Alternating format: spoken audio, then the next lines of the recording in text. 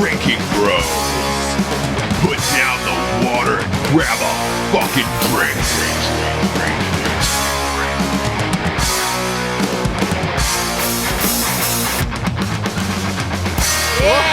Whoa! We are here. Wow. Whoa! Are we missing? Can get better?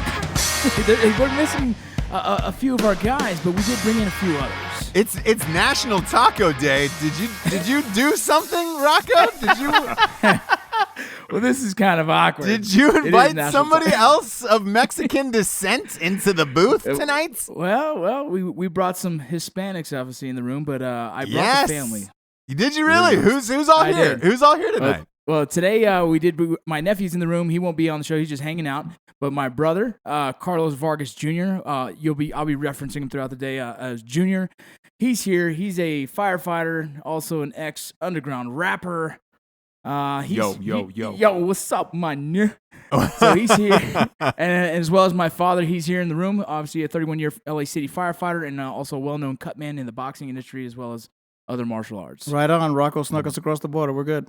Damn. He's the Puerto Rican. He's the Puerto Rican in the household, so. Oh, shit. Maybe he knows those warfighter tobacco guys, you know? Yeah. We got that. They're from the Dominican Republic. I'm white, and I just called all Latin countries the same. Like, already off the bat. Already off the top of the show. Well, welcome, guys. Thank you. It's a pleasure to have you. What's going on down there, Ross? Oh, man, I'm trying to stay safe from this hurricane. That's right. That's right. You do have a hurricane going on right now. We weren't supposed to, and then all of a sudden on the news they were like, "Stock up now. It's frozen. It's gonna move up the coast." So Close the shutters. My parents are in Florida. I'm in North Carolina right now, so it's supposed to hit my parents maybe tomorrow, and then go all the way up the coast, all the way to New Jersey. And I've already lost one. I used to have a house on Long Beach Island, New Jersey, and I lost it in Hurricane Sandy. So if I lose another fucking house again to a hurricane, not good. You'll be homeless. You might need to come to the West Coast, brother. Yeah. Well, we'll see. When I was out west, we had a lot of earthquakes. So I don't know. I don't know what. You know what's funny? I just saw in the news that California's under earthquake warning. Yeah. For San Bernardino. They're due for a big one. Yeah, they're due for a real big one out there. I'm glad I left that place. That's one of the scariest things we've ever experienced. Yeah, man, there was a big one right when I got there. I want to say it was around 2000, and it was about 2 in the morning. About 2 in the morning. Here's the beauty of it. I walked into a party. I opened the door, and I'm just standing in the doorway, and the entire house shook. The party stopped and stared at me, and all I could do was like, "I'm here." And it was like, luckily, it was like laughter, but inside I was like, "What the fuck is that?" I didn't know what an earthquake was. Dude, we were there in was 94? 94, the big one, and we were actually we lived in San Fernando, and that was what an experience that was for us. Jeez, 2 miles from the epicenter. Yeah. Oh boy, did you guys was things flying off the shelf and? Oh, dude, so it was crazy. So my father came into the room trying to grab me. I couldn't get out of the bed because I kept getting knocked back into the bed. I jumped on his back. He had my mom in his arms. We're running. I'm looking to the left. I'm seeing bottles of wine fly out of the freaking cabinets into the floor. The television stand was flying down. Dogs are shitting everywhere because they're scared out of their minds. I think my dad had 4 kids on his back running outside. Yeah, right? It was like, the firefighter came out and he just started grabbing people and running. Rescue. It was wild, man. Man. Yeah, so we'll see what happens with his hurricane. But I look, if it hits here, I'm going live from the eye of it on Facebook. So at least you can see my final hours. Wild. Yeah, that's gonna be wild, man. Yeah, I'm gonna bring a handgun, a bottle of whiskey, and it's me versus the hurricane. I'll send the wife and kid inland, and I'm just gonna ride it out. I'm gonna ride it out. Keep the cigar lit, man. Just keep the cigar nobody's lit. taking my fucking house again. I've already lost one. I don't deserve to lose the second one. Make sure you take it. Let's get into this, take kids. your boogie board. Yeah, no, I'm gonna take a boogie board, a scuba mask. I'm gonna be doing snorkel shots all day. It's gonna be a whole thing at my house. But hey, let's dive in because I'm amped that you guys are here. I've never met you in real life. We get a few sponsors who actually pay me and Rocco to do a show. You believe that? Yeah, it's crazy. It's absolutely crazy. The first one is Haven Lock. This is a wild one. This is a new one to the show. When you lock your doors at night, what goes through your head? It only takes 3 kicks to get through a door with a locked deadbolt. Are you really that safe? Is your family that safe? Haven Mech is a new door lock that is 10 times stronger than a deadbolt. It will take over 50 kicks without failing. Haven Mech prevents break-ins from happening. Use the promo code Drinkin Bros and get a special one-time offer of 10% off of all your fucking locks. Again, we issued a challenge, Rocco and I, on the last 2 shows, that if somebody puts a Haven mech on their door and that you can kick through it in under 50, we'll throw it up on the Instagram, and we'll have some Mythbusters in to really break shit down. But they're combat owned. They raised over $100,000 on Kickstarter. They're veteran owned. I don't know if we all know how hard that Kickstarter is, and for them to be able to raise that much, it's obviously a product that people stand behind. The lock must be the shit. Yeah, I mean Right. it must be like incredible. I don't want to get arrested. It's just a test, right? It's just a test. Okay, Yeah. 'cause I Don't just want- go find someone door and try and kick it in. Okay. Yeah, just try to kick it in. But they are veteran owned. I don't know if they were in combat or not. Maybe they were, maybe they weren't. It doesn't say. But either way, go to havenlock.com, buy this lock, test this out. I've got one on my door. It's incredible. Luckily, nobody's tested it out yet. Hey, Ross, you kick the door under 50 kicks. Somebody shoots you, and so nobody knows about it. You're telling 3 Mexicans this. I know. Go I kick know, in the door. right? We're gonna start kicking doors in and test this thing. There's a lot of shit I shouldn't be telling Mexicans, I have a feeling, tonight.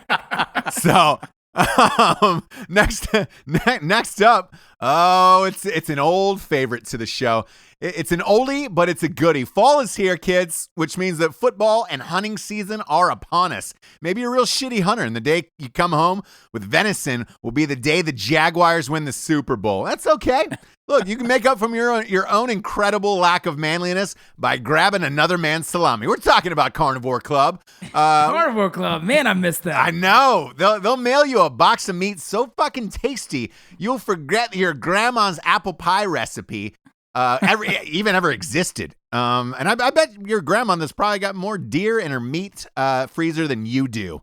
The best part is they're giving us a new promo code to give to you guys.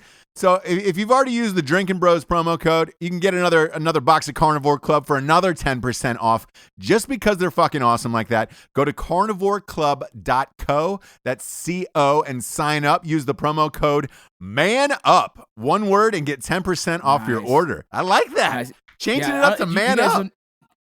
So I explained to my dad and my brother here, is like they send you a box and it has like probably 4 or 5 different meats in there. And they're amazing. I mean, we've gotten chorizo, we've gotten some freaking what else? Salamis, like everything. It's outstanding. Oh yeah, spicy spreadable pork. God damn it, you name it. I got a pepperoni stick bigger than my own, which was almost a goddamn miracle. I mean, I couldn't believe it. It's like birria, right? No. Like Well, look, you want to talk about trying to get through a door? That's probably the only thing that'll get through that Haven lock is my old pepperoni stick. I bet you that's under 50. Bet you that's under 50. That sounds dangerous. Right goddamn now. You know what I'm saying? I'd slang that thing over my shoulder like I'm Bam Bam from the Flintstones. Man, I got a lot of energy tonight. You know where that energy is coming from. It's coming from Strike Force energy. Yeah. It's the tastiest, tiniest little tin pouch full of energy drink that you can put right, you squeeze it right into a can, right into waters, right into liquors. It goes into anything. Kick the can. We're talking about Strike Force Energy. If you go there, you can type in the promo code Drinkin Bros. You get 20% off of every single order. They ship everywhere in the entire world, and they will be at Freedom Fest with us next week in Boulder, Colorado. Sean Matson and Bruce Schlee and the boys will be there. Look, kids, you know it's our favorite energy drink on the planet. Strike Force Energy. Go there for all your energy needs. And again, get a subscription. We've all got a subscription. Same with Carnivore Club. Yeah. It just comes every month. You don't have to think about that shit. And the next one, dude, by the way, is tartarusordnance.com. They are also, dude, I talked to Kenny Gunter today. They are also going to be doing subscriptions at tartarusordnance.com. So just in case someone, I know. Because we're going to be shooting tomorrow. That's actually, my dad brought his 9mm. We're going to be out there shooting. I got several other guns. We're going to just go out there and shoot tomorrow. That's one of the big things we're going to be doing while they're in town. So, and of course, you know what we're shooting. Tartarus Boom, Ordnance. boom. That's TARTARUSORDNANCE.com. Type in the promo code Drinkin Bros. You get 10% off of every single order. It's not only home defense ammunition, but it's also, look, if you're teaching a tactical class somewhere and you need 3,000 rounds of shit, This is where you go to. You go to fucking TartarusOrdnance.com and load the fuck up. With that promo code, it doesn't matter if you order 10,000 rounds. You still get 10% off, and they're dealing firearms, son. And the next one, I'm curious, Rocco. It's warfightertobacco.com. Did you give your father and brother any cigars tonight? We have some sticks. We're probably gonna smoke them either tonight or tomorrow night. We'll probably take some with us to the range and have a good time. But yeah, we definitely got them. I got those 5.56 on lock right now. I'm about to get some more 50 cals, man. That's the ones I do enjoy, and I've smoked them so fast they're all gone now. So yeah.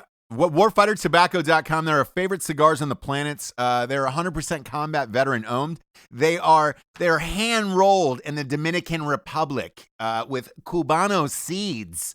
Look, real men smoke cigars. They don't smoke hookahs.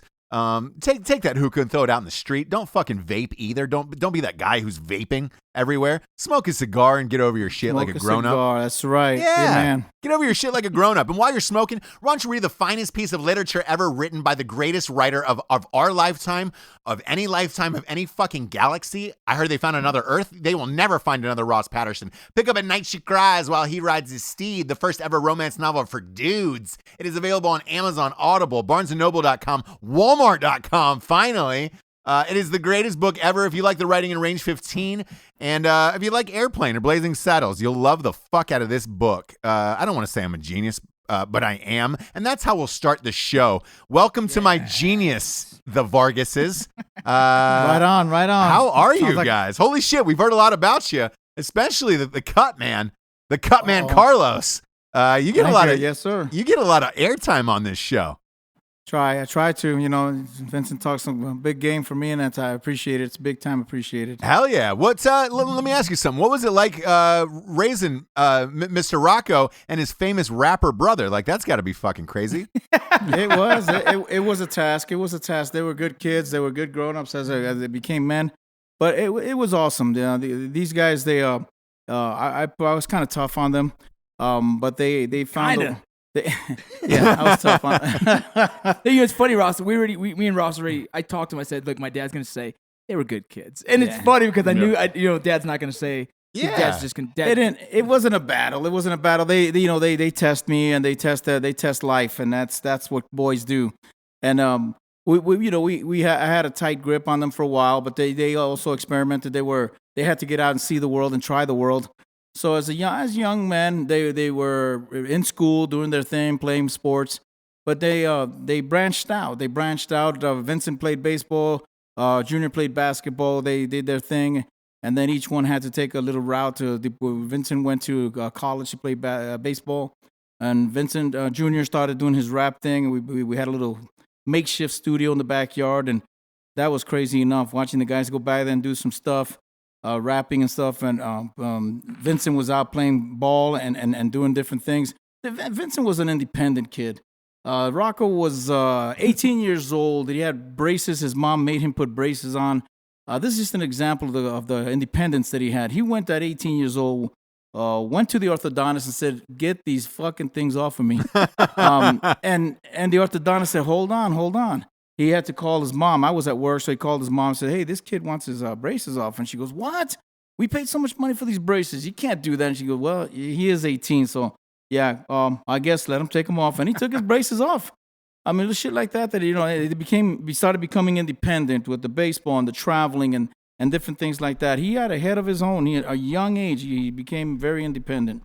But they were tough to raise, but they were good boys. As a matter of fact, they were good. Well, Ross, we were raised in a household where we all had manners. We all had, you know what I mean? Like, we'd say yes, sir, yes, ma'am to our mother and father. We had a respect for anyone elder than us, and that's just kind of the household we were raised. And that's kind of like, I think we're all still like that. We all still have high respect with manners, and that's how we raise our kids as well.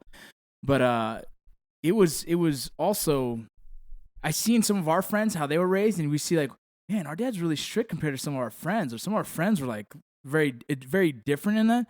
But we talked to Dad about his background, and it's funny to hear his stories. Like Carlos, I heard you went to the School of Hard Knocks, where your school colors were black and blue. Your school colors on the streets were black and blue back then. Was that true? That was the life in the Bronx, where they weren't guns. You manned up and you fought. and everybody had fist fights, plenty. By the time you were a teenager, you had several good fist fights.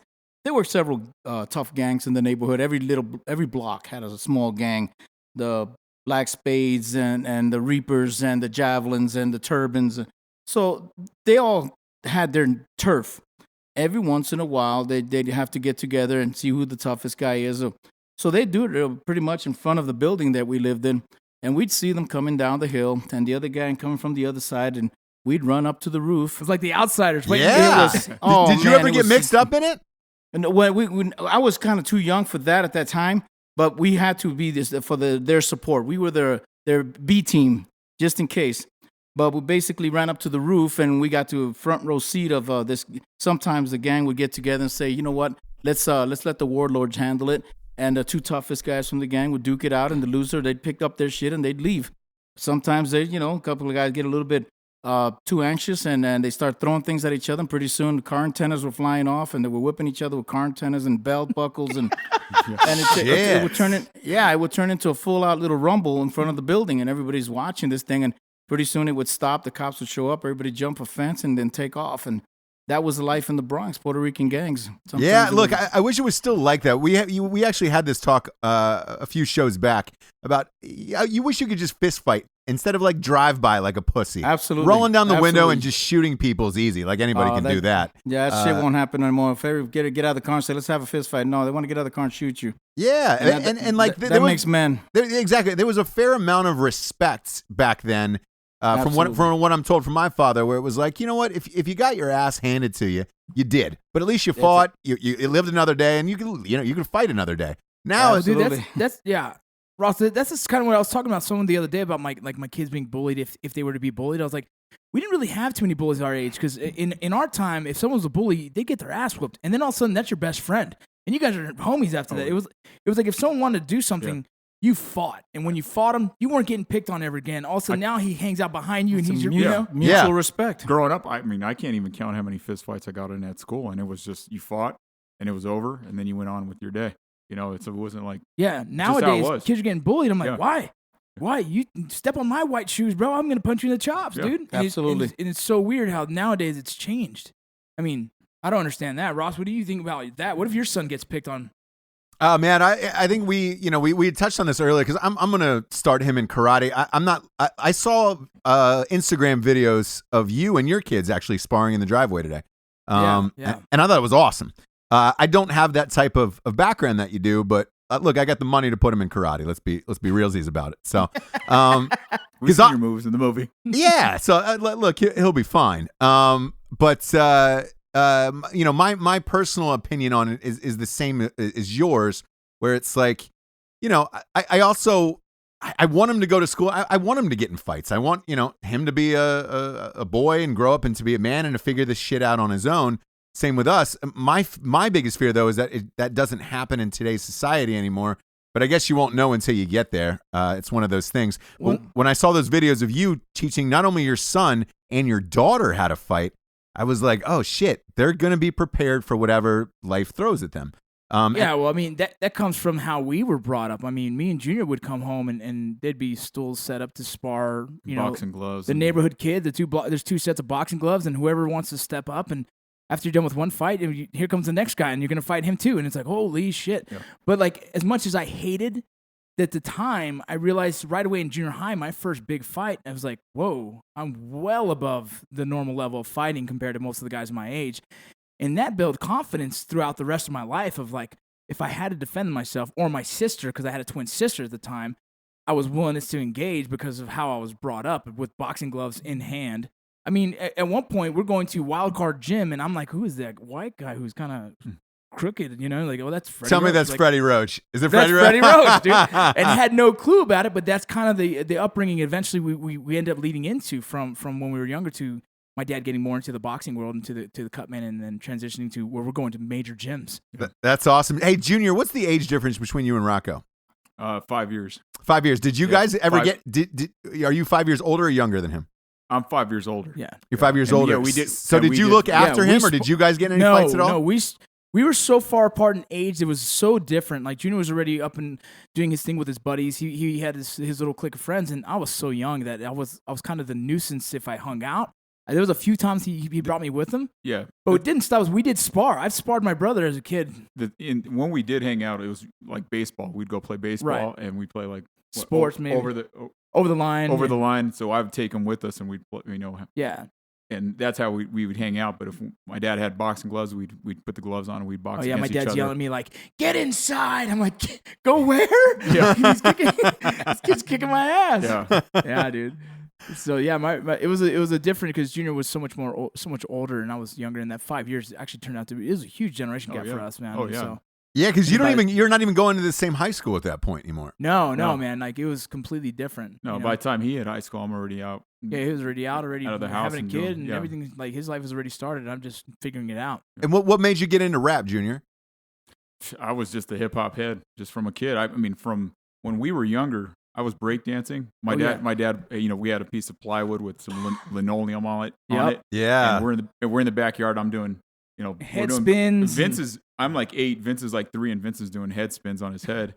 And I'm doing back spins, and my dad and his friends are just amazed because we don't know what we're doing, but we're hip hopping. We caught it. We caught that feeling, so we're listening to popping and locking early hip hop, and then from there I got into my dad's brother Rudy. He was a DJ. I kind of got into DJing first with my first equipment, and then from there I got real curious on how to make the beats and transitioned into being a producer. You started writing a lot? I started tagging for a little bit. So Did you really? Every element to hip hop. The transition, he completely transitioned through it all. Each part of hip hop I did. Like if it came to watching Beat Street and watching any hip hop movies, I was listening to everything hip hop wise. But who was your early influences, like when you were coming up? Man, I was like the first couple solo Ice Cube albums were big for me, like Killer America's Most Wanted. Yeah, America's Most Wanted. You went through a scene of the East Coast as well. The Souls of Mischief, Nas, Illmatic. All these from I learned from you. Yeah. Nas, Fushnikins, De La Soul, Black Sheep. Anything East Coast underground, I was into, and then the LA West Coast. I mean, underground stuff was huge too. You had like Razgaz and a few. I was everything that was out there. Dude, it was crazy, Ross, because like my brother, seeing him and how he started writing at a really young age, and this guy would carry a thesaurus with him, and he'd have a dictionary. His vocabulary was so far beyond what I could imagine. And I'd be like, what the hell's a thesaurus? And he used that to develop his raps and to kind of like. Well, yeah. Back then it was you'd use these big words and it was very scientific. You're using scientific words and trying to amaze the next guy with some of this. Do you have any of your first raps? You're dropping shit off the periodic chart.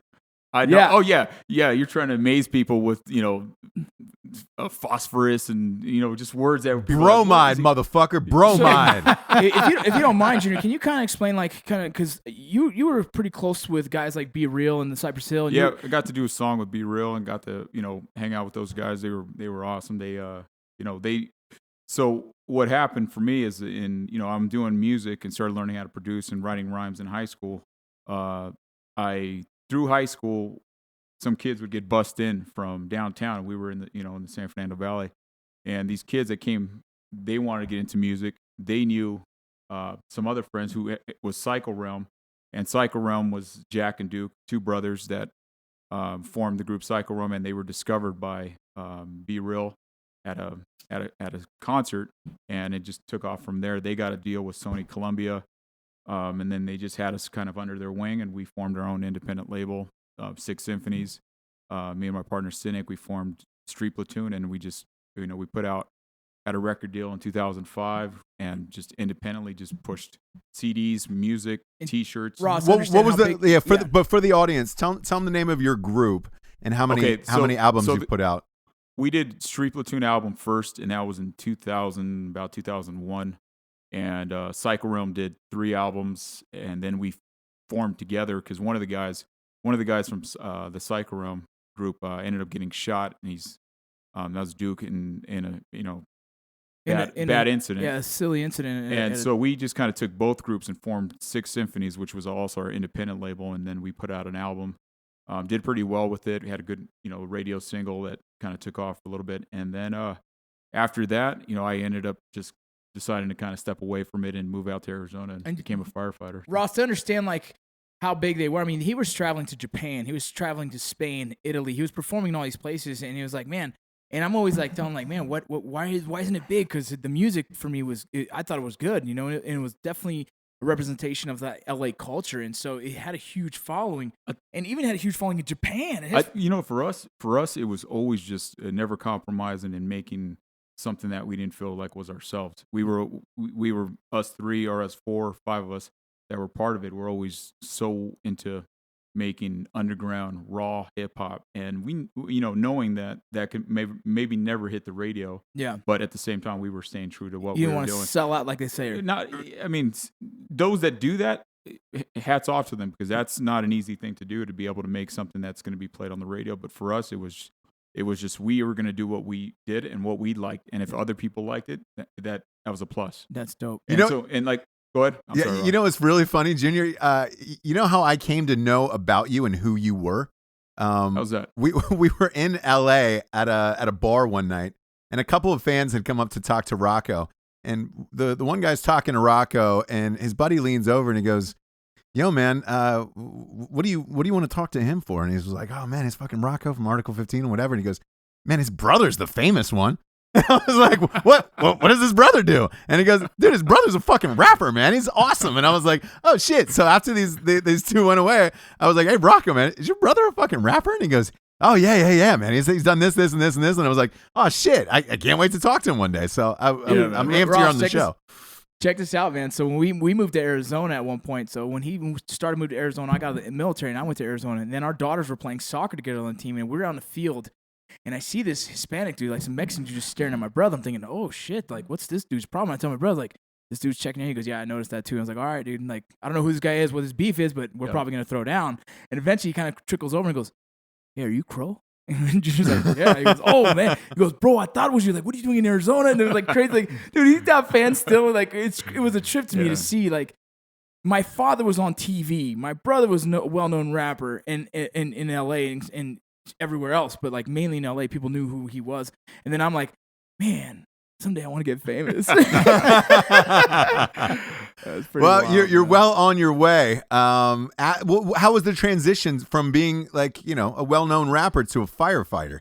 That's not something you do overnight. No, but with the music thing, I always felt like I never expected anything from it. So when I got to do some traveling, I got to put out some music, I was like, I can walk away from it now and I'm okay, because I never expected any of it. And so I went from the rap life, of hanging out in the studio, trying to make money at it and the hustle, to becoming a corrections officer actually before I became a firefighter.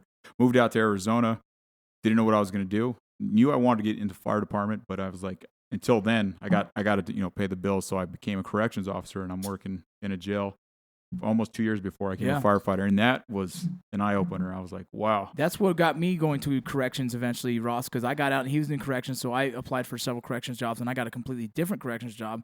But we're living 4 houses down from each other in Arizona, both working in the same small city of Florence, doing our thing, and both going to fire science classes, both going to EMT classes, both working for the same independent freaking firehouse, trying to do our thing to try and become firefighters. And at the time, I also had the job applied for Border Patrol and just kind of waiting to see what happens.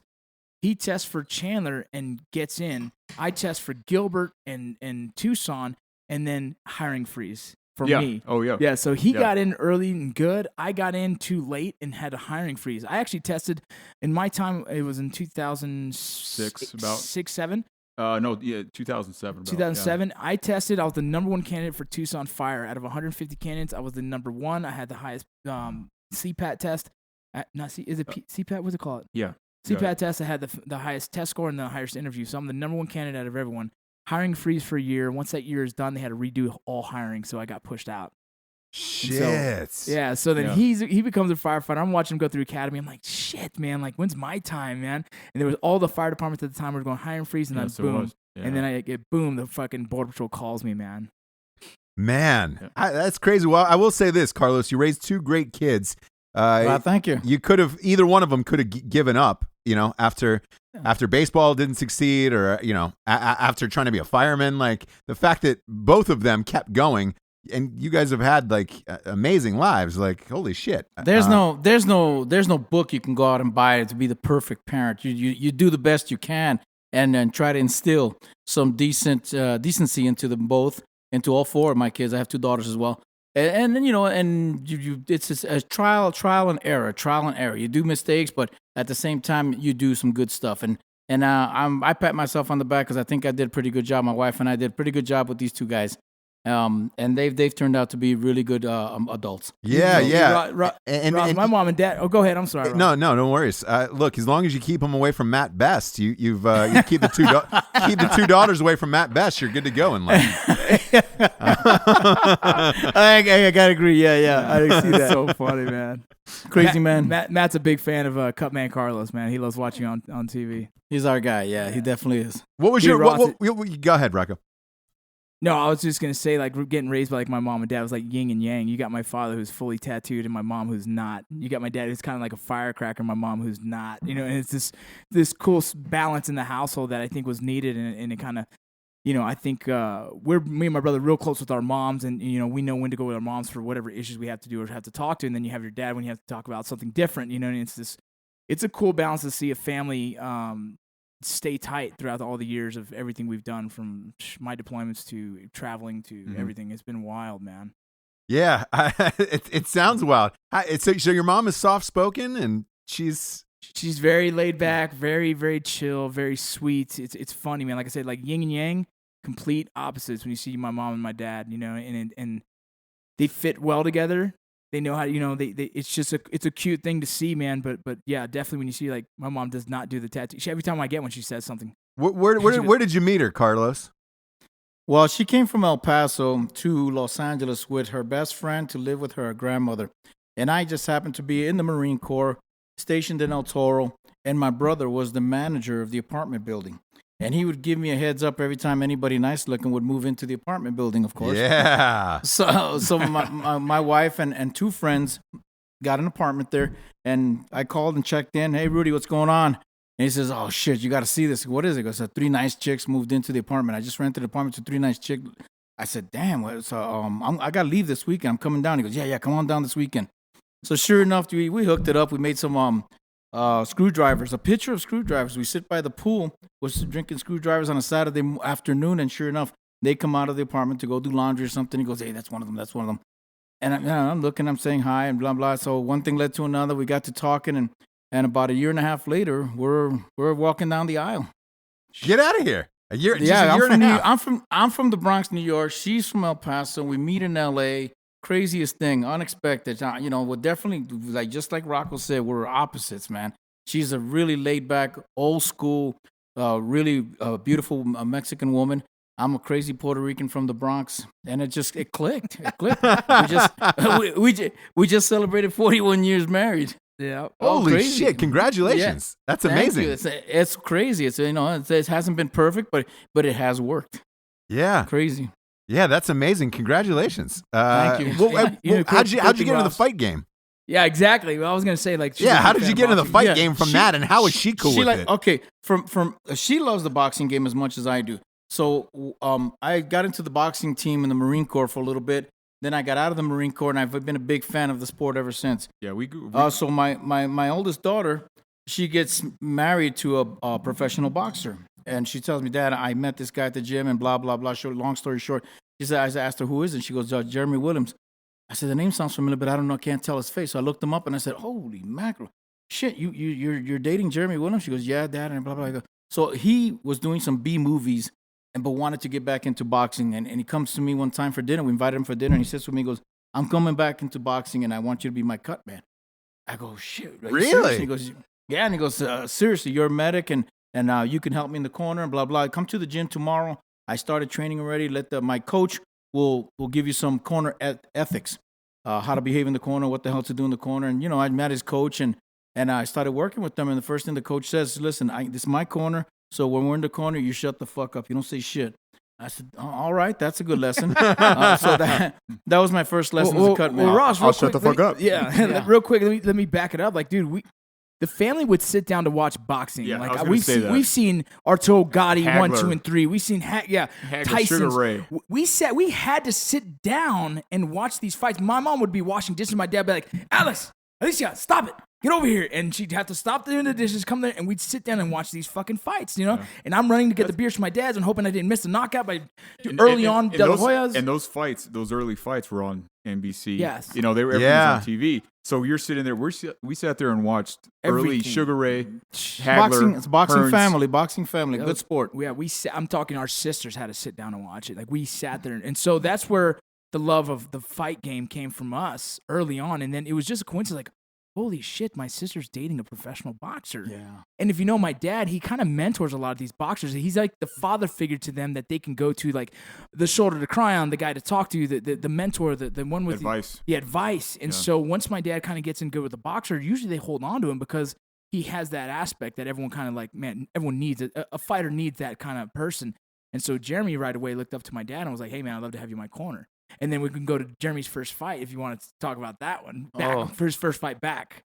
So I'm working the corner, Ross, and I'm getting my bucket ready. After they introduce the fighters, we come down the stairs. I'm getting my bucket ready, and the coach is pulling me. Let's go. And I go, what happened? He goes, it's over. I looked up, 28 seconds. 28 seconds is fucking knockout, and I didn't get to see it. I missed it. the guy is laid out, and Jeremy's got his hands up, and I'm thinking, what happened here, man? I'm just fixing my bucket, and I look down for a second, and the guy's knocked out. Missed the whole exciting. fight. I missed the whole fight. the whole fight. The whole damn thing. So it was crazy.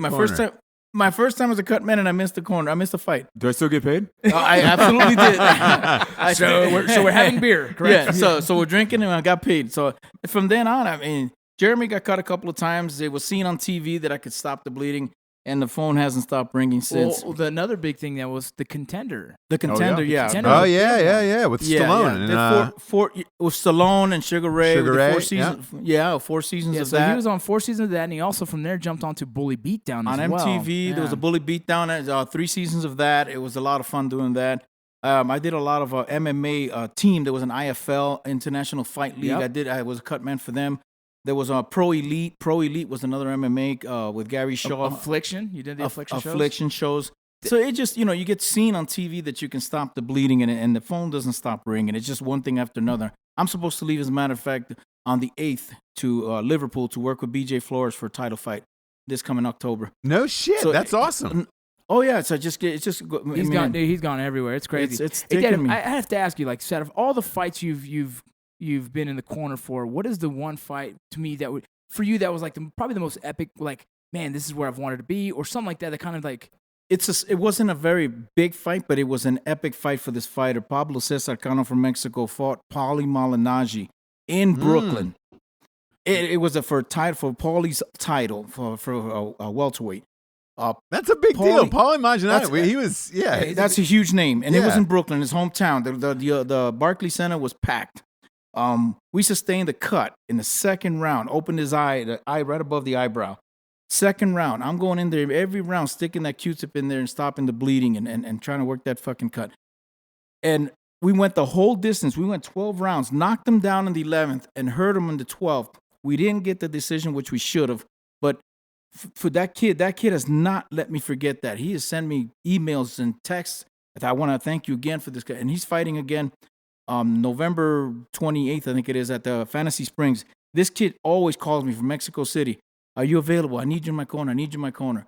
Just for that one fight. That I remember that fight, by the way. I watched that. I'm a huge boxing fan. I watched that fight on TV. People were booing the decision afterwards. Yeah, absolutely. You're right, Ross. That's exactly right. They were booing the decision. And they were in his hometown, they were booing Paulie, and it was like, oh, very true. Yeah. And if that's my thing, if I can keep the kid in the fight, that defines me. That's what I try to do. There's other fights that I've heard the backstories to, like the Mayweather Ortiz. And my father was in the corner of Ortiz, and at the end of the fight, Ortiz was real disappointed in himself, and my father's the only one in the locker room with him, and they're just kind of talking, and my dad's just kind of like, look, Mijo, like, You have to keep, it's done. It's done. You made a mistake. Turn the page. That was a weird fight. Ortiz never came back after that. He never came back strong. He came back, but he's never getting. But he wasn't the same. Again. He wasn't as good. Never, and right. And it was that one weird shot. Since you were in the corner of that, because that was a really infamous fight. Right. What happened? Why did he have his hands down?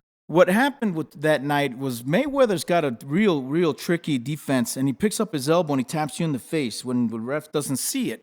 And he came back to the corner, and I'm looking at Victor's face, and I'm asking the coach, what the hell just happened? Why is his eye swelling? I haven't seen Mayweather hit him.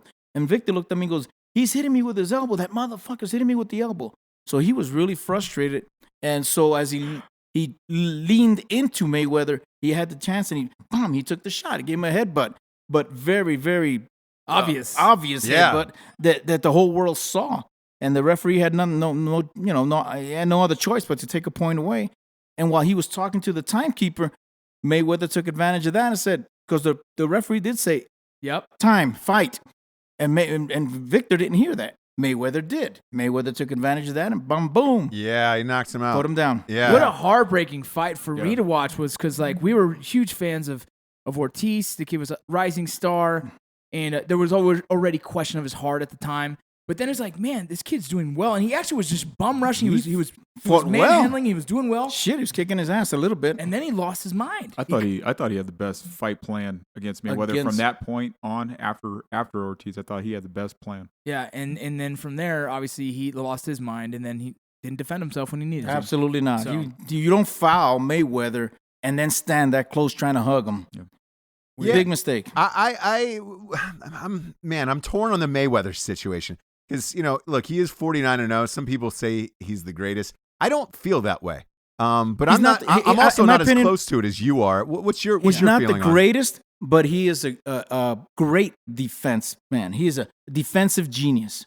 He does have a really... I think you can't consider yourself the greatest when you dodge fights. I Right. think he knows who he can fight. He knows his skill set. He knows who he doesn't want to face. It's very calculated, yeah. Right, and so he's smart as fuck. And you know what? When you have that power, you can choose whoever the fuck you want to fight. And that's what's terrible about that. The freaking commissioners, they don't imply their power on him and say, no, you have to fight number one. Right. You have to fight number two.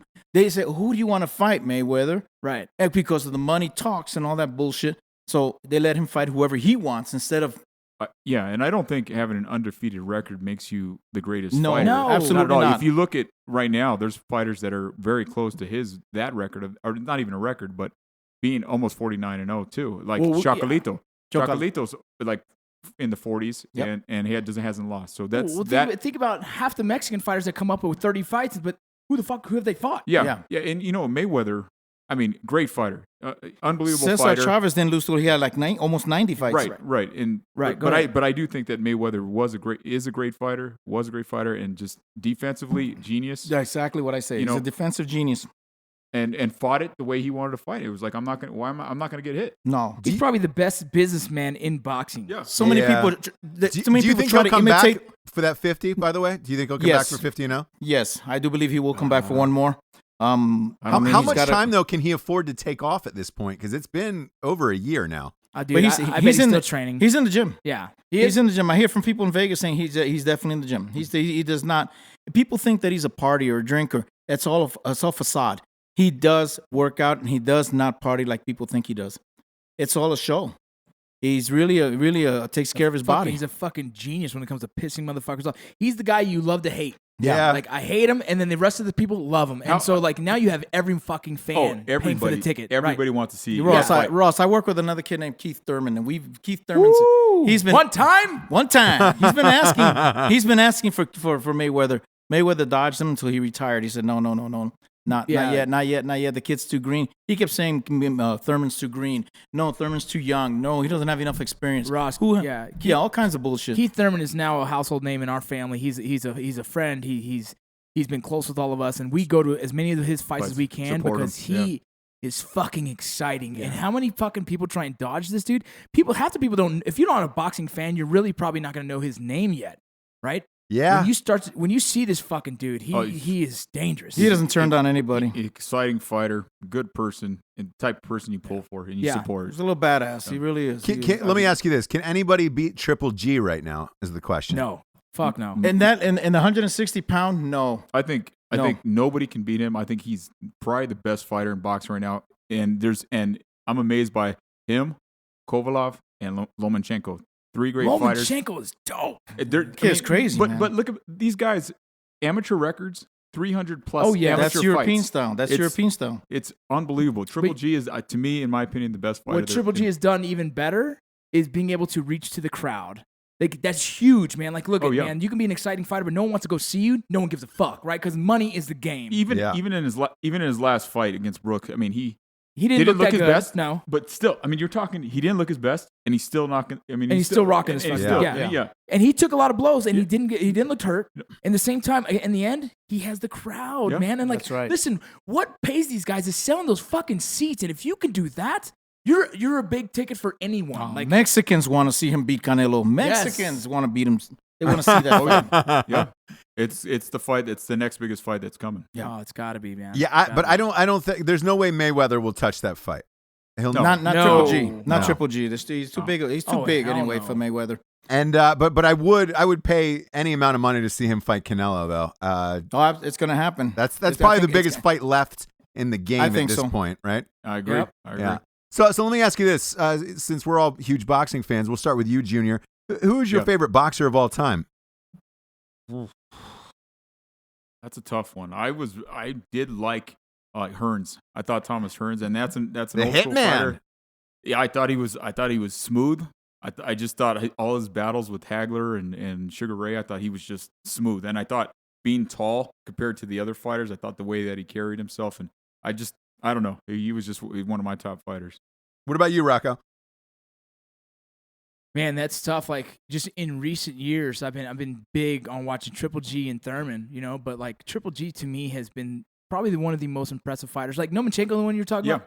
Yep. He's insanely he is. Awesome. But you know what I love to see is these amateur fighters that have the body shots from hell, right? Like, how important is that? And it's missing in boxing. And the fact that these guys with these huge amateur backgrounds are throwing these body shots, I love seeing that. That to me is an exciting fighter. And so Triple G to me, I think all around is the most exciting fighter to watch. And anytime he's fighting, I have to see it. So right now, that is my favorite fighter. If you can say of all times, I would say I would go back to De La Hoya was one of my favorite growing up watching.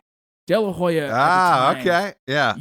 I couldn't get up to grab a beer for my dad without missing a fucking knockout. I'm like, shit, because our fridge was in the backyard, so I'd run and grab it, and like, oh shit, I missed it. Yeah. One of the exciting fighters to watch when he fought Mayweather. Yeah. Even Mayweather's dad was like, "Oh shit!" I almost want to. I like I said. You want to counter that? I want to counter that. But the other fighter that left such an impression. I mean, Tyson was. Oh God, Tyson's mine. Tyson's the mine. Beast. Yeah, the beast. So I'll let you talk about Tyson. but he was. It was a day that I won't forget. The day that he lost.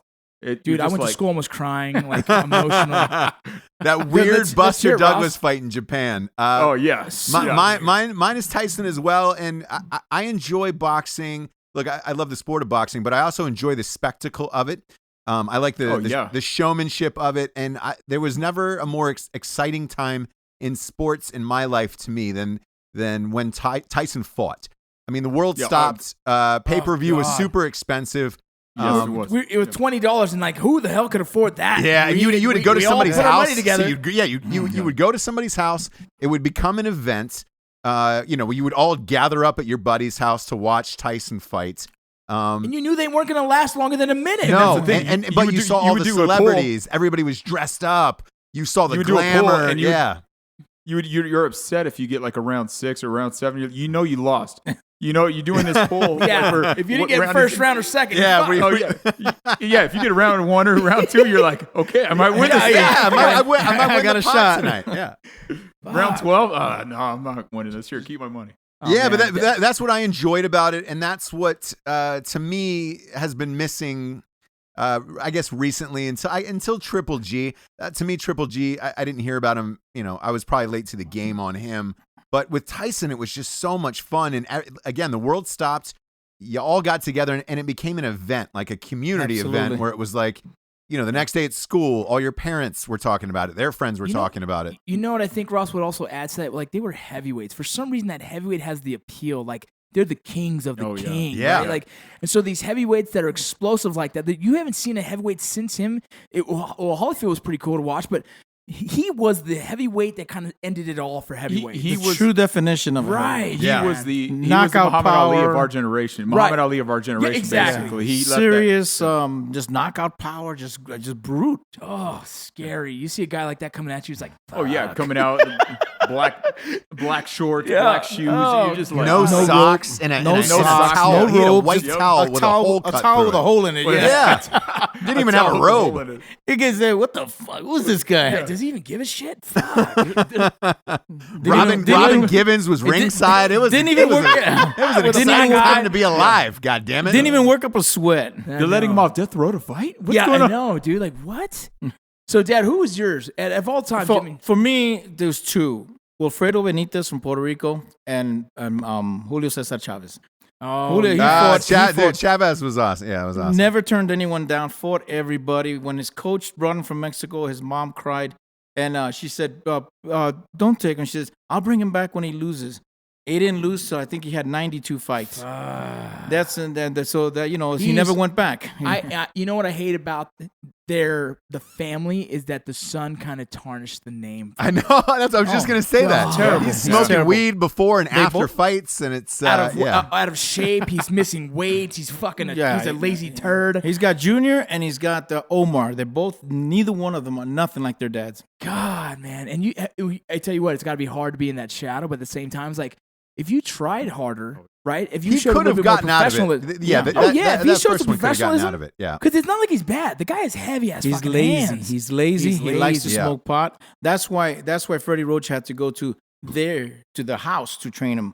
He wouldn't come to the gym because he wanted to smoke weed and he wanted them in the media to catch that. Oh shit! Whatever. Man, Yeah. Crazy. that is crazy. So who was your favorite, Carlos? For me, it was Wilfredo Benitez and Julio Cesar Chavez combined.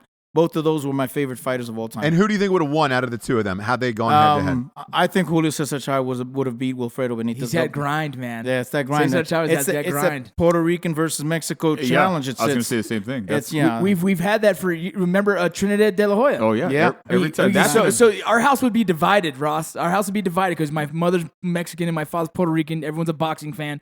Then you got a Mexican and a Puerto Rican. Like, well, shit. Who are we going for? Yeah. I'd be punching myself. My left hand's fighting the other one, and we're just fucking beating each other up. I hate Was you. anybody really though going for Trinidad out of LA? Like when I was We living were, there, dude. De La Hoya was a Absolutely. hero I was in a LA. Trinidad I had fan. to. I got a Puerto Rican flag on my chest because I told my wife if Puerto Rico wins, I'm putting a flag on my chest. And she goes, "You're not." She thought you're not gonna get the flag because De La Hoya is gonna win. She And was a big De La Hoya fan. yeah. Oh man, she's huge Pretty De La boy. Hoya fan. Huge De La Hoya fan. Until we seen his picture in high heels. Yeah. The fishnet Is that didn't work. Photoshop? No, No, that was real. That looks was real. That looks it was real. real. And it was forgotten real quick. Too. Yeah, It's like, yeah. wow, dude. Look, I didn't forget. To Yeah. me, when I saw that picture, it was like 9/11. I never forgot. It was De La Hoya with lipstick on, bullshit. fishnets, Yeah, high heels. For me, it was. Yeah, the And he was fishnet didn't work cross-dresser. for me. I was like, well, that guy likes to party. Yeah. Dude, hey Ross, when we were in San Antonio, I was trash. My dad got me front row seats, and I'm watching these boxing, and he walked by, and I reached out and grabbed him, and my buddy took a picture, and I'm holding him, saying like, "You know my dad." He just looked at me like, "Holy shit!" Well, his bodyguard is my dad's buddy, so my dad's buddy goes to my dad and like, "Yeah, your son's a little drunk." Your So son's true. had a Those- few. He's had a few. So It's such an amazing thing where, like, if I'm at the fire station and I'm telling guys that we're watching a boxing match, I'm like, that's my dad. They're like, bullshit. That's not your dad. Yeah, I'm like, I've had a lot of "That's- people- Yeah, well, it's seriously. I was that's my talking to dad." Jeremy Horn in Salt Lake City. I was like, "Oh yeah, my dad's coming." He was like, "Oh yeah, what's his name?" I was like, "Come on." He goes, "Oh shit, that's your dad?" And I'm like, "Fucking weird, man." Yeah. Like this Jeremy Horn's well known. One of the He was one of the coaches for the IFL. There you go. That's much because he is a Hall of Famer Oh, in yeah. MMA, man. I got a funny story. I was in L.A. hanging out with the guys that I did music with, Jack and Richie, and we went to the ESPN bar downtown, and we're sitting there grabbing some food, and Sugar Ray Leonard's about 50 feet away from us signing autographs for a book. Yeah. And we're like, that's cool. There's Sugar Ray Leonard. So we're just kind of like, that's cool. Next thing you know, Dad's walking up and handshaking Sugar Ray Leonard with the hug. And I'm like, that's my dad. and Jack and Richie are like, that's your dad and Sugar Ray Leonard hanging out. I'm like, and they're hugging it out. Yeah, I'm like, what is going on? So funny, man. You know what, dude? I would love it one day to see you get into the Boxing Hall of Fame as a cutman. I think that would be one of the most epic things. Oh yeah, I would love that. Yeah, that'd be the final closing statements of Absolutely. the boxing Oh, yeah. career for everyone, man. That would be amazing. And before I let you out of here, I could talk to you guys all night. Carlos, I got one question for you. Yes, sir. This keeps popping up recently. Do you think the recent success of the UFC has taken over boxing? Guys like Conor McGregor, where you have big personalities, and Ronda Rousey. What happens in boxing is that it gets dirty sometimes. But the UFC has taken over a lot of boxing fans, but not the real diehards. The real diehard boxing fans are forever going to be boxing fans, and there's a lot of love in the sport. UFC, no doubt, is taking some of our fans away and everything, but I think it's a fad. I think MMA is a fad, and down the road, it may fade away. May not be as popular as it is now. It's strong. It's definitely strong now, and it's definitely got a lot of fans. But as the history of boxing is, a lot of things have come and gone, and boxing's still there. Not sure if that's going to happen with MMA. It may be around for a while, or it may just fade away. In my opinion, I think maybe 20 years from now, it won't be as popular, and boxing will still be around. But that's just me. A boxing guy. I would like to rebuttal on that. Yeah, Go ahead. this is Junior, and for the record, I don't agree. I'm the same. I'm like, I do not agree on that. I don't agree with this message. I don't want to get kicked in the face. Yeah, yeah. I heard your family doesn't like UFC. I got a lot of MMA friends. Randy, I'm sorry. My dad said that. No, dude, it's all good. It's funny, man. So boxing, you have to understand, boxing is in my father's blood. It's in his heart. So I understand. No, I get it. I understand just where wanted that to hear it sentiment from comes his mouth, you know? I know and so here's what I think, man. I was like, here's the reality of it is go get an amateur boxer. No, excuse me. Let's say go get a small-time pro MMA fighter and see what he gets paid. And go get a boxer with his first professional box and see what he gets paid. When you can match those up, it's unreal. Your first time fighting as a pro in a fight in MMA, you would get $300 to $500. Show up, you get $300. To win, you get another $300, or $5 to $5. In a boxing match, as your first ever fight, you can get $1,000 to $2,000 to show, $1,000 to $2,000 to win. So understand that the money alone in boxing and MMA still do not nearly match up. Just look at Mayweather's fight. Excuse me, my head said I got excited and I messed it all up. But Mayweather's fights and what he's getting in his fights compared to Conor McGregor, they're starting to get close to matching. Yeah, they're starting to get close. But your undercards, your smaller guys, man, not even near close, man. You have to be the main event to make that big money. Yeah, sure. In boxing, dude, if you're on televised, you're making good fucking money. 3 fights a year, you're a $500,000 dude. Right. And then so I think the money hasn't matched up yet. There's so much more money in boxing still. But some of the main events in MMA and UFC are fucking starting to get close as fuck. I think there are two worlds that can exist, and they're two different things. I think, boxing has its fans, and it's exciting for those that, know boxing. Yeah. But I think UFC is just as exciting, and I think it has its place, and it's going to, I think. Well, it's funny because we're a family that can say that. Like, we were boxing, and then when MMA started, me and Dad sat and watched the first UFC 1 and UFC 2 and was like, holy shit, this is brutal. Oh, yeah. And then we started getting bigger, and we started watching it more, and then the family started watching it more, and still me and Junior probably watch more than my dad does because my dad's still a boxing-loving man. We watch the MMA more often, and to see, like, I can still divide the two. Like, I watch my boxing on Friday nights, and I watch my UFC on Saturday nights. And it's because I find, I guess, I can respect both in what they do, man. Just watching what these guys are doing in the UFC, MMA fighters in general, amazing. The disciplines that they balance, all the different disciplines, it's mixed martial arts, like the 8 different arts they can be perfect. It is the closest thing to being in an alley fight. Yeah, the best street fighters in the world. Yeah. Basically, it's like you're in a street fight. You can do anything you want. Let's do it. Yeah, and then it doesn't. Pretty much. It's so close to that. Yeah. And then here's the funny thing is, like, Nowadays, though, you can't even fucking fight a dude at the bar because you don't know if he's a fucking trained killer. Oh yeah. Oh yeah. Yeah. Very true. It's so different because So, no doubt. before then, Hell yeah.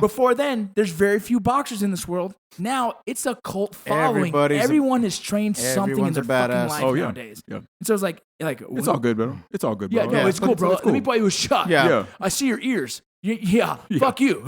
Yeah. Yeah. All you got to do is Give look me. for that cauliflower, you know? Yeah. That's right. Put your beer down and go home. Yeah. It's cool, bro. Grab my girl's ass. It's fine. Well, hey, on I that gotta note, go. we're gonna got the other ass. get I to got the other the cheek. drinking bro of the week. Speaking Yeah. of grabbing your beers and going home, this one was submitted by Travis Spivey. I like that last name. Never heard that before. Maybe it's Dutch. Anyways, Travis says, gentlemen, it is of the highest honor that I recommend these two for Drinkin' Bro and Broette of the Week.